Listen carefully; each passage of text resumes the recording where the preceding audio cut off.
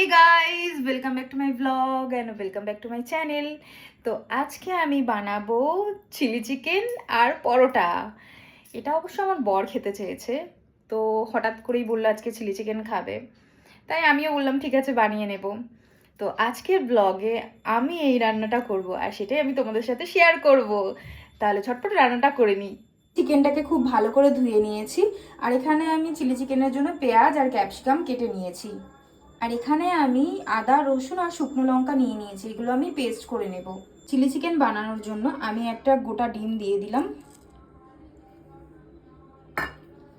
লবণ অ্যাড করলাম, পরিমাণ মতো কর্নফ্লাওয়ার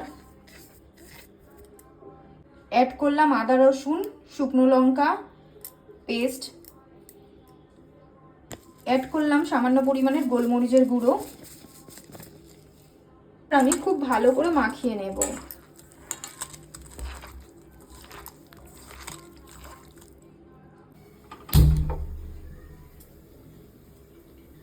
তো চিলি চিকেন মাখানো হয়ে গেছে, এইবার আমি ফ্রাই করে নেব।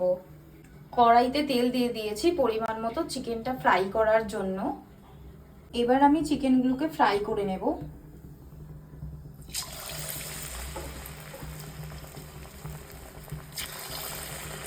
পরোটার জন্য আমি পরিমাণ মতন ময়দা নিয়ে নিয়েছি, সাথে অ্যাড করব চিনি, অ্যাড করব সামান্য পরিমাণে রিফাইন তেল, সামান্য পরিমাণে লবণ। এদিকে আমার ময়দা মাখা হয়ে গেছে, ময়দাটাকে আমি 30 মিনিটের জন্য ঢাকা দিয়ে রেখে দেব। এইবার আমি চিকেন পকোড়াগুলোকে তুলে নেব। চিকেনটা ফ্রাই হয়ে গেছে, এইবার আমি চিলি চিকেনটা বানিয়ে নেব। তেল গরম হয়ে গেছে, এইবার আমি কিছু কুচনো রসুন দিয়ে দেব তেলের মধ্যে। আর আমি ক্যাপসিকাম আর পেঁয়াজ দিয়ে দেব। এইবার পেঁয়াজ আর ক্যাপসিকামটাকে একটু ভালো করে ভেজে নেব। খুব ভালো করে ফ্রাই হয়ে গেছে, এইবার আমি পেস্ট করা মশলাটা দিয়ে দেব। এইবার আমি চিকেনটাকে অ্যাড করে দিয়েছি, ভালো করে ভেজে নেব। আমি জলের মধ্যে সামান্য পরিমাণে কর্নফ্লাওয়ার অ্যাড করলাম, ডার্ক সোয়া সস অ্যাড করলাম। তো এইবার এটাকে ঢেলে দেব।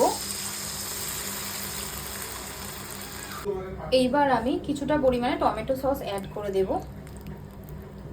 চিলি চিকেন হয়ে গেছে, এবার আমি চিলি চিকেনটা নামিয়ে নেব।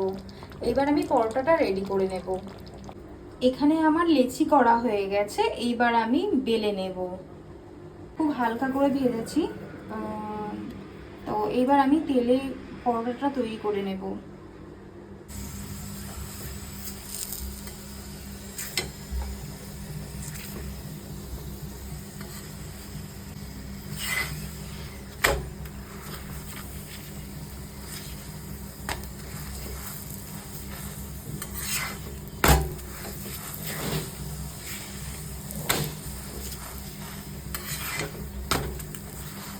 এদিকে আমার পরোটা রেডি হয়ে গেছে, এবার খেয়ে দেখতে হবে কেমন হয়েছে।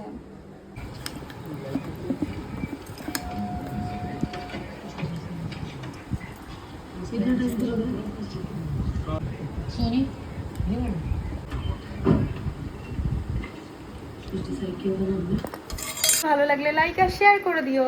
টাটা।